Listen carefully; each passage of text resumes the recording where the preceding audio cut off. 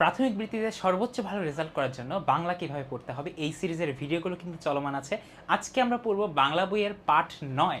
পাঠ 9 আমরা দেখতে পাচ্ছি টুকটুক ও চিকু, এই গল্পটা আছে। এই গল্পটা আমরা A to Z line to line cover করে ফেলবো। এর আগে চলেন শুরু করা যাক আমাদের শব্দার্থগুলো শিখে নিয়ে। তুমি যখন শব্দার্থগুলো পড়ো, আমার ক্লাস যারা করো তোমরা নিশ্চয়ই জানো, শুরুতে আমরা শব্দার্থগুলো পড়ে নিই যেন আমাদের গল্পটা পড়া খুব সহজ হয়ে যায়। আনন্দ উচ্ছ্বাসে, এই শব্দটার অর্থ হলো আনন্দমুখর পরিবেশে বা খুবই হ্যাপি মুড নিয়ে। আর্তস্বর, ঠিক আছে, আর্ত মানে কেউ সাফার করছে বা যে ব্যথা পাচ্ছে, ব্যথিত, ঠিক আছে।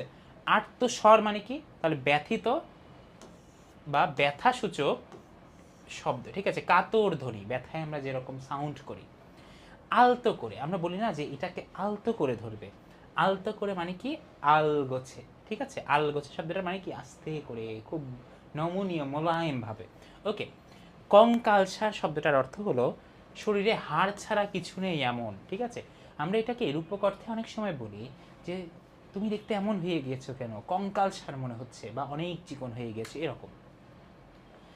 গ্রীষ্মের দাবদাহে, দাবদাহে শব্দের অর্থ হলো প্রচণ্ড তাপে। এখন এই মুহূর্তে আমাদের ওয়েদারটা যেমন একদম গ্রীষ্মের দাবদাহ চলছে। তারপরে দেখতে পাচ্ছি চড়ুই ভাতি। চড়ুই ভাতি শব্দটার অর্থ হলো, সিম্পলি যদি বলি, চড়ুই ভাতি শব্দটার অর্থ হলো পিকনিক, ঠিক আছে। আমরা বলি না যে পিকনিকে যাব, পিকনিকের বাংলা কি বলেন তো? পিকনিকের বাংলা হলো বনভোজন, ঠিক আছে। বনভোজনও বলি। বনভোজন মানে হলো চড়ুই ভাতি। ভয়ে জড়সড়, জড়সড় হয়ে যাওয়া মানে কি ভয়ে জবুথবু হয়ে যাওয়া বা ভয়ে কুঁকড়ে যাওয়া, ঠিক আছে। তারপরে দেখো হৃষ্টপুষ্ট, হৃষ্টপুষ্ট মানে মোটা তাজা, ঠিক আছে। মোটা তাজা, একটু স্বাস্থ্যবান শরীর বা হৃষ্টপুষ্ট আমরা বলে থাকি। চলো এখন আমরা শুরু করব আমাদের পাঠ, অর্থাৎ আমাদের লাইন টু লাইন পড়া। খুব সহজেই পুরো গল্পটা যখন আমরা পড়ে ফেলবো, দেখবে যে তুমি একা পড়তে গেলে অনেক সাফার করতে বা অনেক বুঝতে কিছু অসুবিধা হতো বা একা পড়তেই ইচ্ছা করতো না, কিন্তু আমি পড়িয়ে দিলে তোমাদের ইনশাল্লাহ মনে হবে যে খুব সহজেই পুরাটা মাথার মধ্যে গেঁথে গেছে, আর কখনো ভুলবো না। দুইটা পার্সনের কথা আমরা চিন্তা করি, একজন হলো টুকটুক এবং আরেকজন হলো চিকু, ঠিক আছে। টুকটুক, চিকু। সেদিন টুকটুক স্কুল থেকে বাড়িতে ফিরছিল। তোমরাও স্কুলে যাও, বাড়িতে ফেরো। চিন্তা করো টুকটুক ছেলেটা, যে টুকটুক কি করছিল, স্কুল থেকে বাড়িতে ফিরছিল। মনে তার আনন্দের জোয়ার বইছে, ঠিক আছে। এবার দেখেন, সরি আমি ছেলে বলেছি, টুকটুক কিন্তু আসলে মেয়ে, ঠিক আছে। টুকটুক মেয়ে, মনে তার আনন্দের জোয়ার বইছে। এখন কি কারণে আনন্দের জোয়ার কেন বইছে? কারণ আগামীকাল থেকে গ্রীষ্মের ছুটি শুরু। গ্রীষ্মের ছুটি বলতে আমাদের সামার ভ্যাকেশন শুরু হচ্ছে। এই জন্য টুকটুকের কিন্তু খুবই আনন্দ, খুবই মজায় আছে। মজার ব্যাপার হলো আগামীকাল থেকে আমারও ভার্সিটি বন্ধ, মানে আমিও কিন্তু অনেকটা টুকটুকের মতোই আনন্দে আছি এখন। 2 দিন পর মামাতো ভাই বোনেরা আসবে তাদের বাড়িতে। 2 দিন পর কারা আসবে? মামাতো ভাই বোনেরা আসবে। কি যে মজা হবে, খুশিতে ঝলমল করে উঠলো টুকটুকের মুখটা। আগে যখন আমরা ছোট ছিলাম, সামার ভ্যাকেশনে যেতাম, গ্রীষ্মের মানে ছুটিতে কাজিনরা মিলে এক হওয়া হতো, গ্রামের থেকে কাজিনরা আসতো অথবা আমরা গ্রামে যেতাম। অনেক সুন্দর একটা পরিবেশ, সেই পরিবেশটাই তোমরা এখন দেখতে পাচ্ছ। গুনগুনিয়ে গেয়ে উঠল, আজ আমাদের ছুটি ও ভাই, আজ আমাদের ছুটি। এটা কিন্তু একটা গান, ঠিক আছে। বাড়ির কাছাকাছি এসে টুকটুক হঠাৎ মিউ মিউ শব্দ শুনতে পেল। মিউ মিউ, মিয়াও মিয়াও, কোন প্রাণীর শব্দ? আমাদের সকলের প্রিয়, তাই না? ক্যাট, বিড়ালের শব্দ। কৌতূহলী চোখে সে এদিক ওদিক তাকালো। কৌতূহলী মানে কিউরিয়াস চোখে, মানে সে জানতে চায় বিড়ালটা কই আছে, খুঁজলো, ঠিক আছে।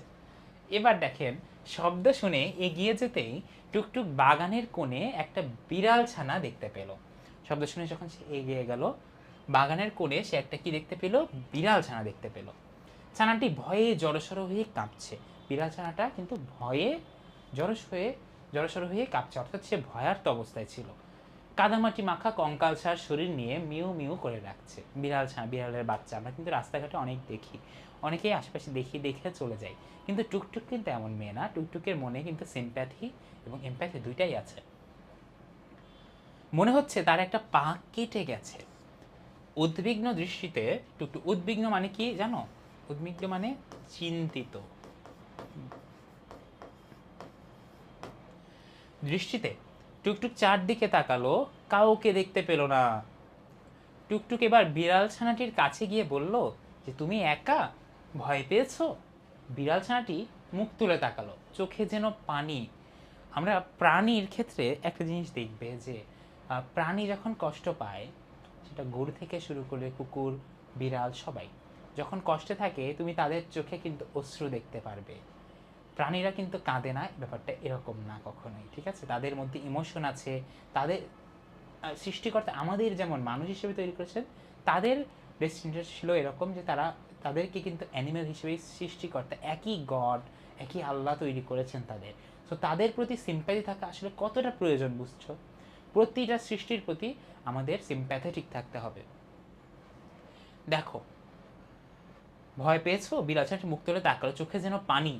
টুকটুকের মন বিড়াল ছানার জন্য কেঁদে উঠল। টুকটুক তখনই খুবই ইমোশনাল হয়ে গিয়েছে। সে ছানাটিকে আলতো করে কোলে তুলে বাড়িতে নিয়ে গেল। দরজায় পা দিতেই সে মা মা ডাকতে লাগলো। এখন মা বিচলিত হয়ে বলতে একটু চিন্তিত হয়ে বা একটু মানে উদ্বিগ্ন হয়ে ঘর থেকে বের হয়ে এলেন। মা দেখলেন টুকটুক একটি বিড়াল ছানা কোলে নিয়ে আঙিনায় দাঁড়িয়ে আছে। আঙিনায় বলতে উঠোনে দাঁড়িয়ে আছে। আর্ত স্বরে বিড়ালটি তখনও কাঁদছে, ব্যথিত স্বরে বিড়ালটা কাঁদছে। মাকে দেখে টুকটুক বলল, মা, আমি কি বিড়াল ছানাটির একটু যত্ন নিতে পারি? মা একটু চিন্তিত হলেন বা চিন্তায় পড়ে গেলেন। ছোট মেয়ে। তারপর বললেন যে বিড়ালের যত্ন নেওয়া কিন্তু কঠিন কাজ। মায়ের অনেক আপত্তি নাই, বাট টুকটুকে বললেন যে এটা কিন্তু অনেক কঠিন কাজ, কেয়ার করার বিষয় অনেক। টুকটুক বলল, মা, আমিই সব করব, তুমি শুধু আমাকে একটু সাহায্য করবে। সুস্থ হয়ে উঠলে ছানাটি আবার হাসবে, দেখো। টুকটুকের বাচ্চা মনের মধ্যে যে প্রাণী প্রাণীর প্রতি যে এমপ্যাথি বা যে কাইন্ডনেস আমরা দেখি, এই কাইন্ডনেস যদি সবার মধ্যে থাকতো, পৃথিবীটা অনেক সুন্দর জায়গা হয়ে যেত। পৃথিবীটা কিন্তু অনেক পিসফুল, শান্তিপূর্ণ জায়গা হয়ে যেত। মা হেসে বললেন যে ঠিক আছে, চেষ্টা করো। টুকটুক নরম তোয়ালে দিয়ে বিড়াল ছানাটির গা মুছিয়ে দিল, পায়ের কাটা জায়গাটা পরিষ্কার করে ওষুধ লাগিয়ে দিল। মা একটা ছোট পাত্রে দুধ দিলেন। বিড়াল ছানাটি ধীরে ধীরে দুধ খেলো। এরপর ছানাটি টুকটুকের কোলে ঘুমিয়ে পড়ল। টুকটুক ওর নাম রাখলো চিকু, ঠিক আছে? সেই যে বলেছিলাম দুইটা ক্যারেক্টার, টুকটুক এবং চিকু। তুমি যদি না পড়ে থাকো হয়তো ভেবেছো চিকু কোনো মানুষ, কিন্তু আসলে চিকুই আসলে আমাদের এই যে কুড়িয়ে পাওয়া বিড়াল ছানাটা। চিকু দিনে দিনে সুস্থ, হৃষ্টপুষ্ট হয়ে উঠলো, আস্তে আস্তে সুস্থ হয়ে গেল আমাদের টুকটুকের পরিচর্যায়। ও টুকটুকের পেছন পেছন ঘুরতো, রাতে বিছানায় এসে পাশে ঘুমাতো, আর সারাদিন চলতো তার লম্ফজম্প মানে লাভঝাপ চলতো। এর মধ্যে এলো টুকটুকের মামাতো ভাই বোন রাতুল ও নীলা। টুকটুকের মামাতো ভাই বোনের নাম কি? রাতুল এবং নীলা, মনে রাখতে হবে কিন্তু। ওরা চুরুই ভাতির আয়োজন করলো বা পিকনিকের বা বনভোজনের আয়োজন করলো। ওদের আনন্দ উচ্ছ্বাসে যোগ দিল চিকু। ঠিক আছে, চিকু চলে আসলো। গ্রীষ্মের ছুটির কয়েকটা দিন চিকুকে নিয়ে বেশ আনন্দেই কাটলো ওদের সবার। একদিন টুকটুক খেলতে গিয়ে দেখলো কয়েকটা ছেলে রাস্তায় একটা বিড়াল ছানাকে তাড়া করছে। সে দৌড়ে গিয়ে তাদের থামালো। টুকটুক বলল, ওরা তো ছোট্ট প্রাণী, তোমরা ওকে মারছো কেন? একটা ছেলে বললো, আমরা তো মজা করছি। খুবই বাজে একটা চিন্তা ভাবনা। প্রাণীর সাথে কোনো খারাপ কাজ করে কখনো মজা করা যায় না। টুকটুক রাগ করে বললো, কেউ তোমাদের এভাবে তাড়া করলে কেমন লাগতো? ছেলেরা চুপচাপ চলে গেল। টুকটুক বিড়াল ছানাটিকে করে তুলে মাঠের পাশে নিরাপদ জায়গায় নিয়ে এলো। তখন বিড়াল ছানাটি মিউ মিউ করে ডেকে উঠলো, যেন বলছে, ধন্যবাদ বন্ধু। এরপর থেকে টুকটুক আশপাশের অন্যান্য পশু পাখির প্রতিও বেশ যত্নবান হয়ে উঠলো। পাখিদের জন্য সে প্রতিদিন জানলার ধারে এক মুঠো ভাত রেখে দেয়। এই যে দেখতে পাচ্ছি পাখি, গ্রীষ্মের দাবদাহে বাটি ভরে পানি রেখে দেয়, পাখিরা যেন পানি খেতে পারে। সহপাঠীদের সঙ্গে টুকটুক প্রাণীদের বন্ধু নামে, টুকটুকের নাম কি হয়ে গেল? সঙ্গে টুকটুক টুকটুক প্রাণীদের বন্ধু নামে ছোটখাটো একটা ক্লাবও বানিয়ে ফেলেছিল। সো একটা প্রতিষ্ঠান তৈরি করে ফেলেছিল টুকটুক নিজ দায়িত্বে বন্ধুদের নিয়ে, যেখানে তারা অ্যানিম্যাল ওয়েলফেয়ার বা প্রাণীদের পরিচর্যা, বিপদে আপদে সাহায্য করা বা প্রাণীদের কেয়ার নেওয়া, এই ব্যাপারগুলো নিয়ে কাজ করবে। এই কাজে শ্রেণী শিক্ষক বা ক্লাস টিচার তাদের কিন্তু হেল্প করলেন। মা একদিন বললেন, তুমি একটা বিড়ালকে ভালোবেসে অনেক কিছু শিখে গেলে। মানে সেই যে চিকুর প্রতি ভালোবাসা, এটা থেকে কিন্তু টুকটুক অনেক বড় স্টেপ নিল। টুকটুক হেসে বলল, ও তো শুধু একটা প্রাণী নয় মা, আমার বন্ধু। আর বন্ধুর বিপদে পাশে দাঁড়ানোই তো সত্যিকারের ভালোবাসা। খুবই ইন্টারেস্টিং লাইন।